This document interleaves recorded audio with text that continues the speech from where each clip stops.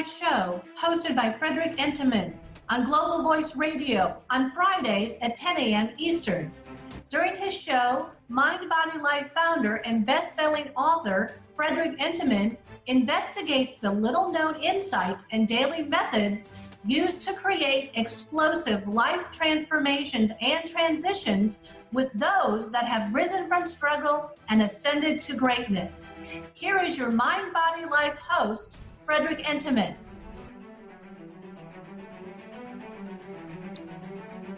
Welcome to the Mind Body Life show. I'm your host, Frederick Entenmann.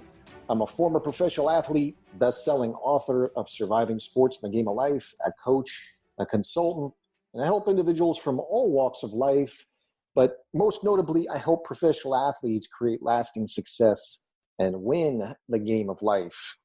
I want to welcome you to episode 46. Where does the time go? I'm going to be speaking about the time paradox.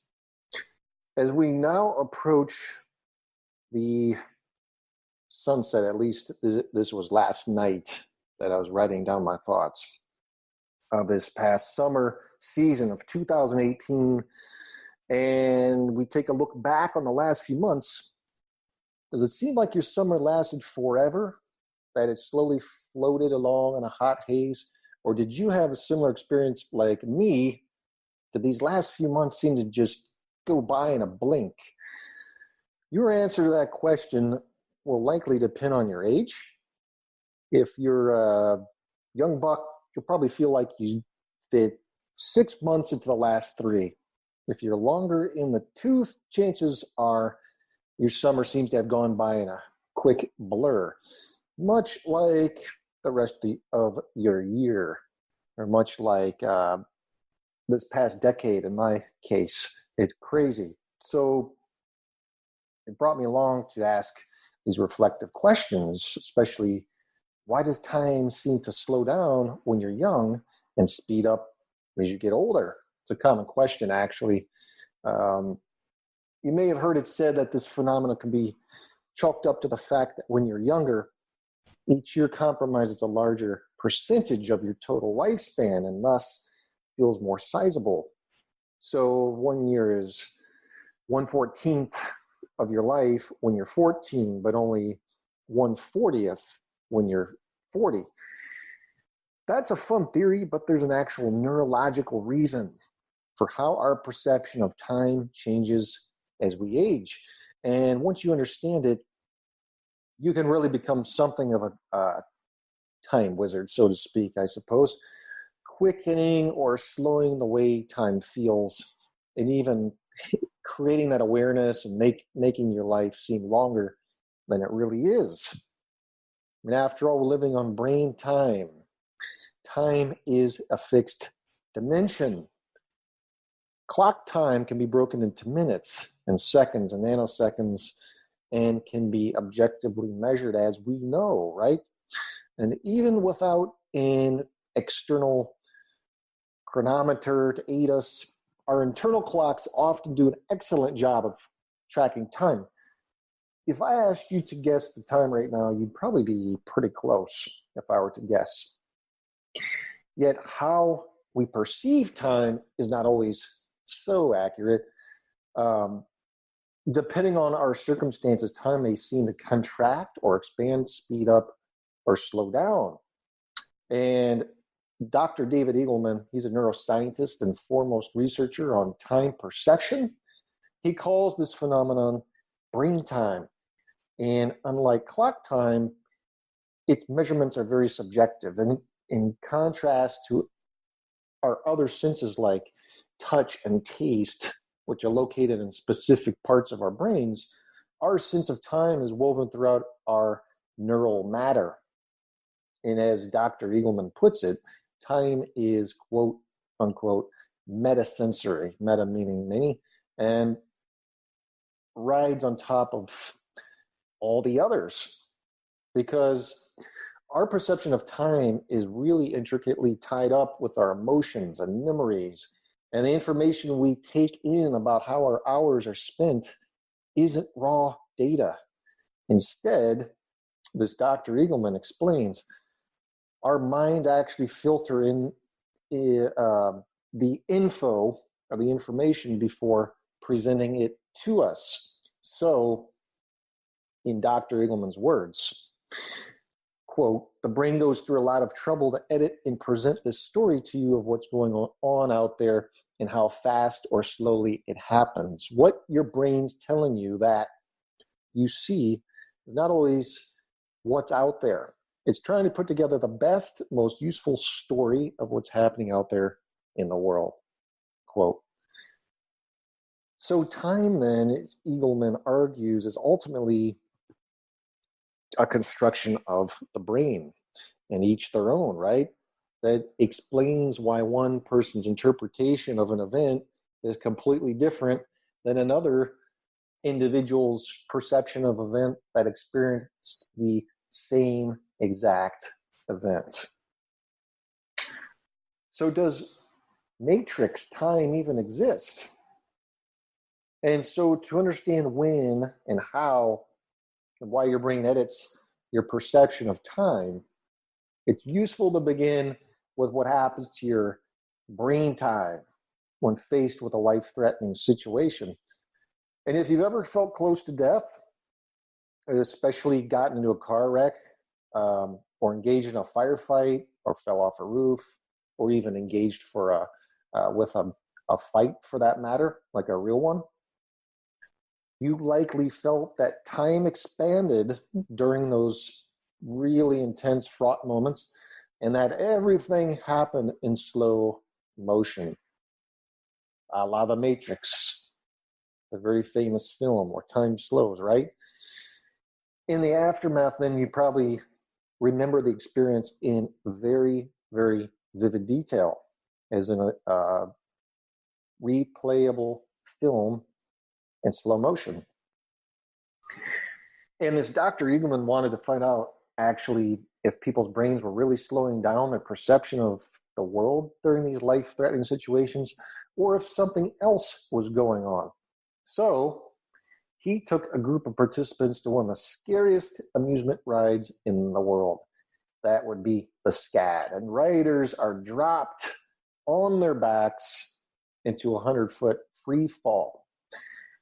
Those who try it typically find the experience utterly terrifying, as one can imagine, right?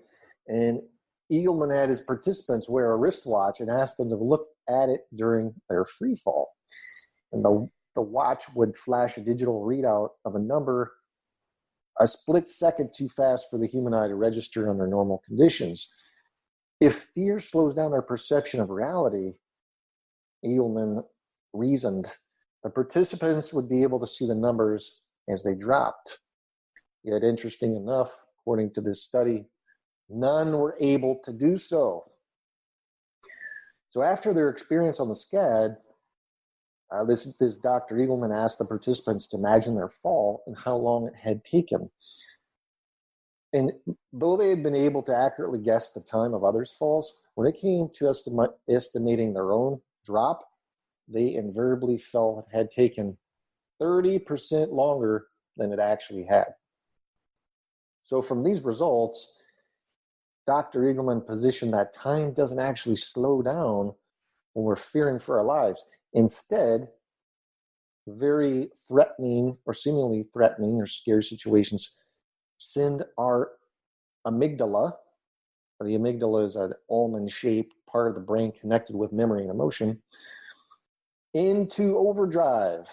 It spurs the brain to record much more detail than normal in fight or flight, death-defying situations.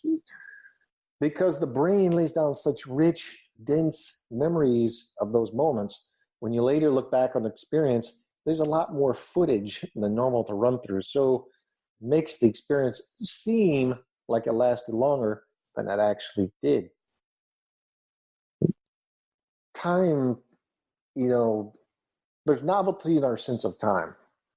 Time will not only seem to expand during life-threatening situations, but also whenever we encounter something novel, or, if you haven't noticed, doing something new.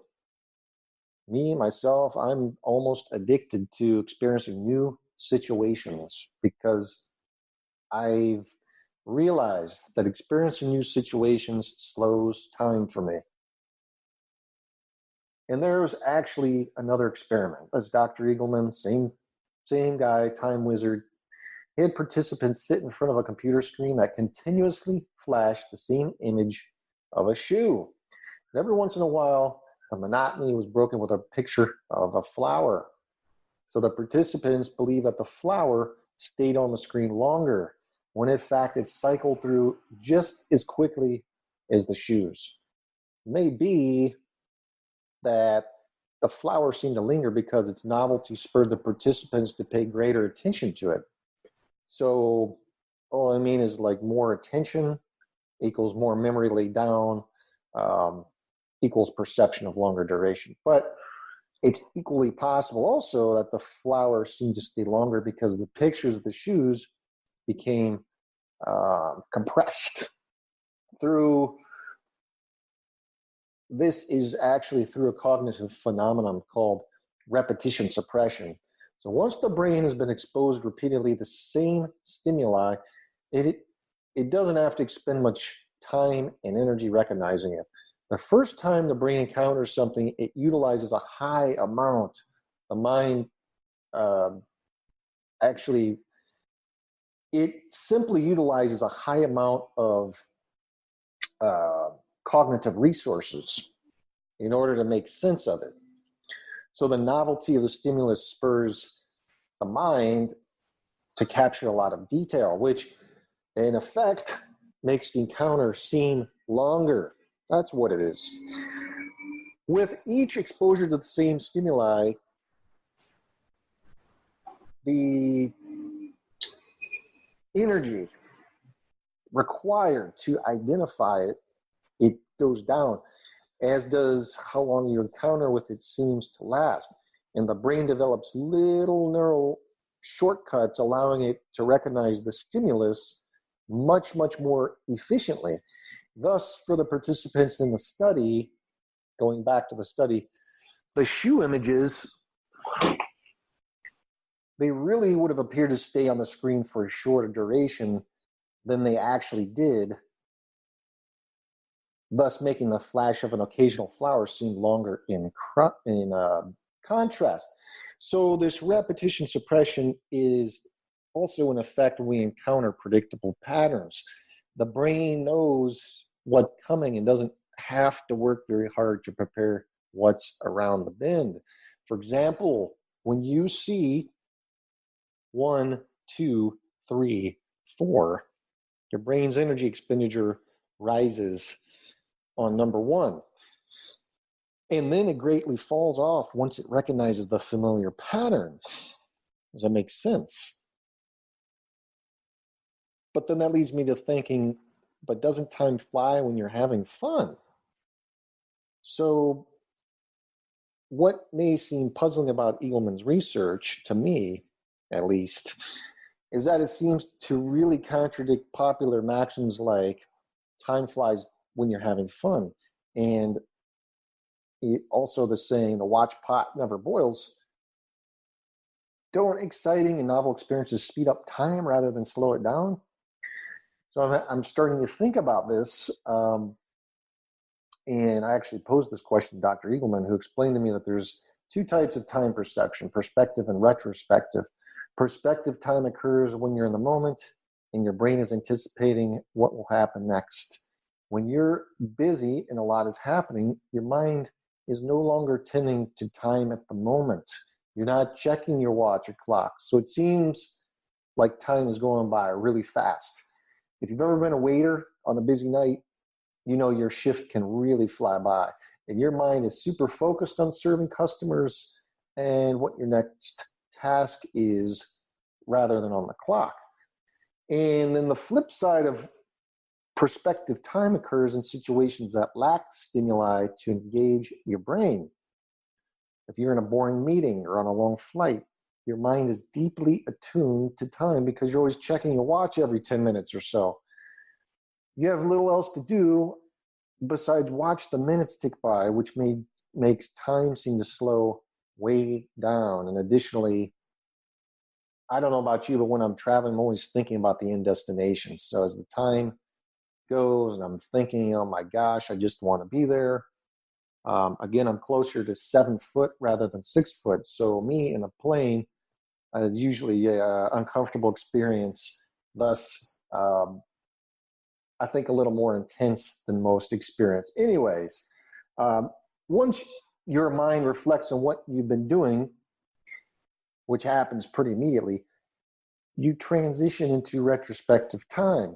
If you've been doing something boring and bereft of stimuli, your brain won't have recorded much footage from the experience. And it will seem like a quick episode, like a wave of cerebral nothingness in your memory. If you look back on that boring meeting or long flight, it barely registers as happening in your brain, as a matter of fact. But when you reflect on a dangerous or novel experience, your mind's got plenty of detailed footage for you to peruse. Your brain interprets this fact, thusly, that must have taken a long time because I don't normally retain that much detail about events. Hence, time does fly when you're having fun, but then stretches out in your memory. You can actually become somewhat of a time wizard and gain that awareness and slow or quicken your perception of time. And as you've been listening, you've probably already been thinking about how this research that I've been talking about applies to your own life. And at last, you know the answer to the question that was posed at the start. Why does time seem to slow down when you're young and speed up as you get older? Well, when you're young, everything is new. And thus, you're constantly figuring out how the world works and learning the rules that govern nature and society, so on and so forth. And you're regularly engaging in firsts, first day of school, first time driving, first real job, and so on. And with all this novelty, your brain is regularly laying down this kind of rich, dense memories that stretch out your perception of time. So in contrast, when you're an adult, you've pretty much been there and done that. You've also discovered the patterns of life or gotten in your patterns. And your day-to-day things or doings are likely much more routine and predictable than ever before. So your brain doesn't have any reason to expend energy on capturing your repetitious and predictable morning commute, ceremonial eating of a ham sandwich at your desk at work or something, and, your nightly watching of Game of Thrones. Nothing to see here, your brain says, so its camera actually clicks off. Thus, when you look back on each week, month, and year, there's very little footage to read out. And your life seems to have passed in a fleeting blur. Those who live a really mundane, repetitious life are actually hit with a double whammy.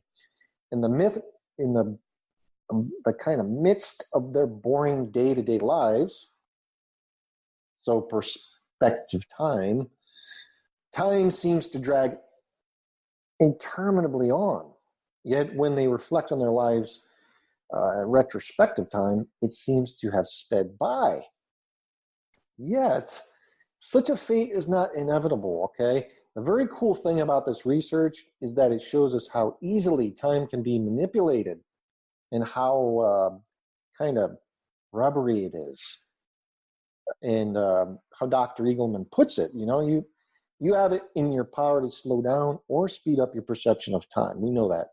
You can't literally make your life longer, but you can make it seem longer. All you need to do is regularly inject a little novelty into it, okay? So think about the last time you went on a great action-packed vacation. Times the donuts, at the end of the trip, you said something like, boy, we were here a week, but I feel like we've been gone forever.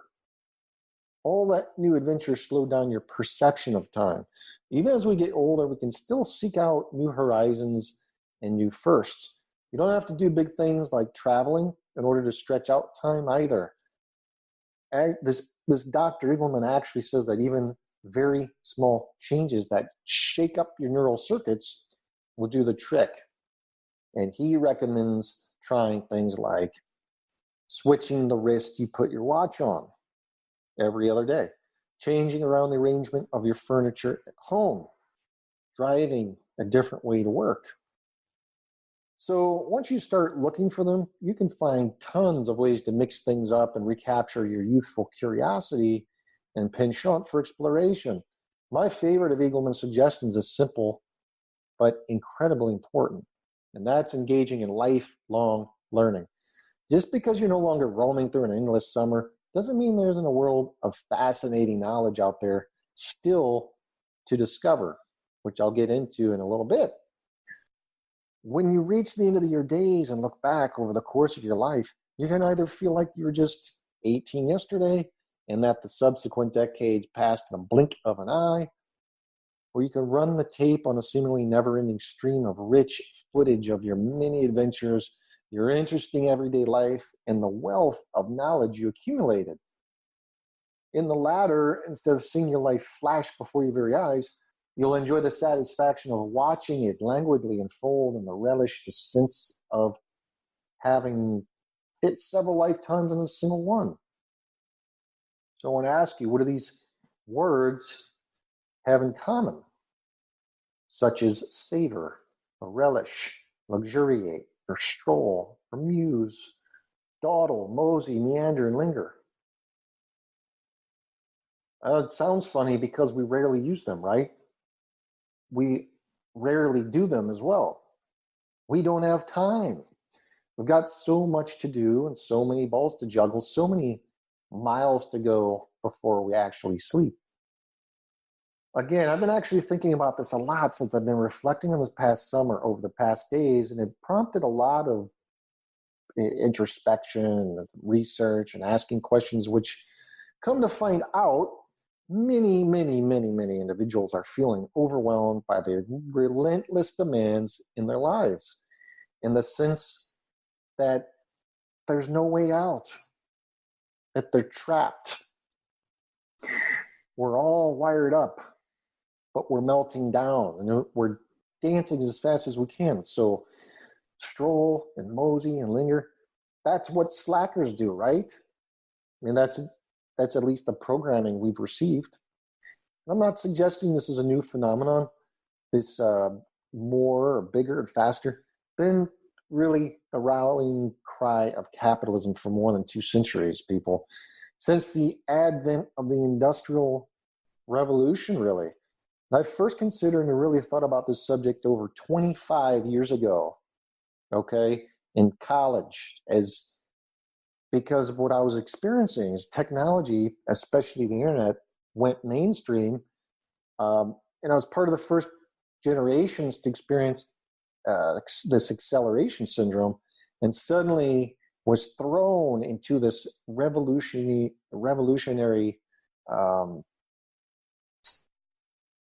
this happening where life just got much too fast. And this is even when it was before anyone had cell phones or an email address, and before Google and Facebook and texting and tweeting existed. Can you even comprehend? I often wonder if anyone remembers these times. I mean, the nostalgia. But nonetheless, the acceleration has accelerated, and crazily so. To me, it seems like quicker than ever. The speed of our digital services now sets our pace and increasingly runs our very lives.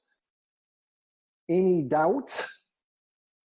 Just see if you can turn off your email for a day, or even for a few hours, or try holding the attention of a 12-year-old who has a smartphone in their hand. I like getting more done faster as much as the next guy does. I'm actually ask anyone, I'm known for getting more done and being hell-bent and go, but I've learned, I've also recognized how costly it can be. Speed is really the enemy of depth, nuance, and subtlety, and attention to detail, reflection, learning, and rich relationships. The enemy of much, in short, that makes life worth living. Last week, I'll share with you, I recognized that as the summer had ended and yet another had just blitzed by as if to yet disappear through thin air, it dawned on me I'd not really accomplished much of anything except spinning my wheels. And I think what that means to me, more or less, is that I didn't really take the time to have any of those slowing down recurrences, or I didn't take the time to really do a lot of what I actually love to do. So I decided to read a novel, since it's one of the things that seems to transport me to another dimension and slow time down very, very much. So I went to my library, which has thousands of books I've collected over the many, many years. And I picked out Hemingway's, Sun Also Rises, but I went for F. Scott Fitzgerald's The Great Gatsby. A fantastic read, by the way. I highly suggest to take the time and just give it a read straight through.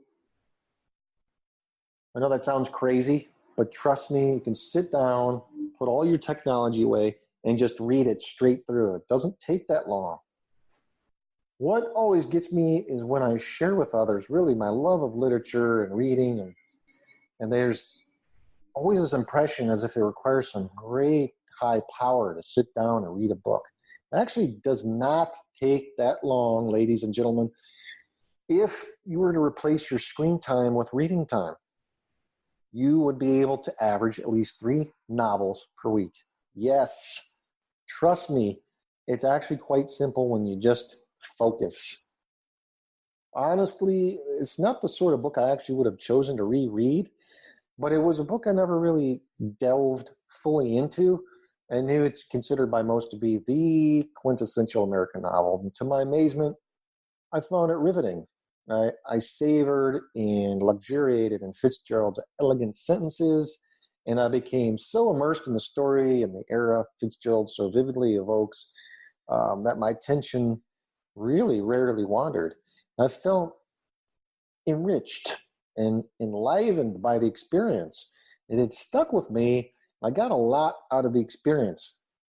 And in case you're wondering why such a fuss about The Great Gatsby, I'll give you a brief synopsis. And for those that aren't aware, that I actually pursued a PhD in literature. I attended several universities, 2 of which were in Germany. Anyways, the Great Gatsby is an American phenomenon in terms of writing.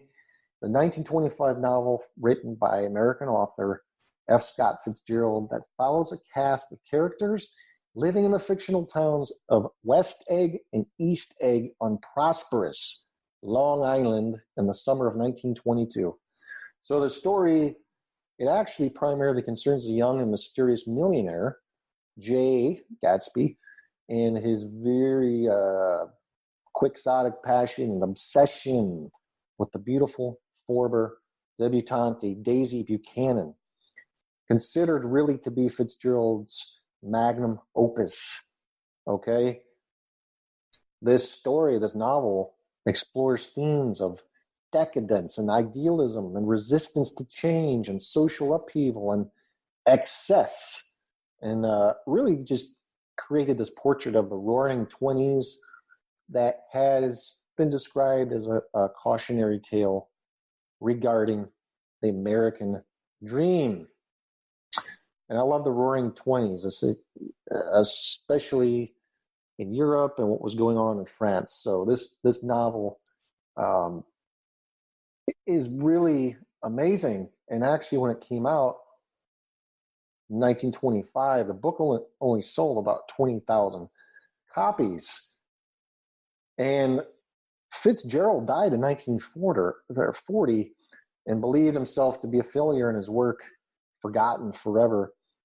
However, finishing up here, okay, a novel. It really experienced a revival during World War II and became a part of an American high school curricula and numerous stage and film adaptations in the following decades. And today, The Great Gatsby is widely considered to be a literary classic and a contender for the title, The Great American Novel. In fact, in 1998, the Modern Library editorial board voted it the 20th century's best American novel and second best English language novel of the same time period. Amazing. I just think it's absolutely amazing. But you can see that's my example. Speed is a source of stimulation and fleeting pleasure. Slowing down is a route to depth, more enduring satisfaction, and ultimately to excellence, to mastery. How would you feel if you knew the surgeons operating on you was racing through your surgery while checking email and writing texts along the way? I notice my own impatience if the internet doesn't even come up fast enough on my phone when I'm walking from one place to another or one appointment to another. It's crazy. So that leads me to think, am I nuts? I didn't grow up like this. And it makes me think of the line in Simon and Garfunkel's 59th Street Bridge song. Slow down, you move too fast. You got to make the morning last. Why can't I just take a deep breath when I've got a free moment and appreciate my simple aliveness? Even I have these moments. Here's another reason. The faster we move, the less we feel, which actually may be a primary reason why we move so fast. Most of us are more worried and uncertain and insecure if we care to acknowledge or feel, even to ourselves. Moving fast keeps those discomforting feelings and awareness at bay, as does numbing through many, many other things. It's another topic, but so we defy doing. Just think about this senseless but venerable cliche, no rest for the weary. Really? Isn't resting precisely what the weary ought to be doing? So to savor is to enjoy and appreciate something completely, right? It necessarily takes time and requires slowing down. So to end with here, I just want to suggest, how might you build more savoring into your life? So I want to suggest to try one of these. Designate one meal a day, or even one a week. Just start with one a week so it doesn't seem overwhelming, during which you take the time to notice the aroma and the flavor and texture of what you're eating, and put your cell phones away. Shut it down, lock it up. That's absolutely key. Curl up in a favorite chair at some point after you return home from work and spend at least a half hour reading a book purely for pleasure. I actually prefer to go outside, sit in the grass, ground into the earth, create even more presence by fully taking in my surroundings and read. Try it. Take the time to really listen to someone you love. So give that person the space to speak without interruption for as long as it takes. I actually love to meet people, authentic people, that's one aspect I like about technology. You can meet all kinds of people from all walks of life around the world, and you can connect in this way now. Choose a place that interests you. You'd be in the city or the country, and spend a couple of hours just exploring it without any specific end in mind. And lastly, buy a journal. And before you go to bed, take a few minutes to reflect on what you feel grateful for that day and what went right. These are all game changers, folks. If you implement them, will change your life. Trust me. Above all, slowly build more strolling, dawdling, moseying, meandering, musing, lingering, relishing, and savoring into your life. I want to thank you for tuning in. I really hope you've enjoyed this episode. I hope it's helped. If you ever want to reach out to me, I'm on LinkedIn, I'm on Facebook, I'm on Twitter, I'm on Instagram. Message me. Again, it's been a great episode. I hope you've enjoyed. Take care.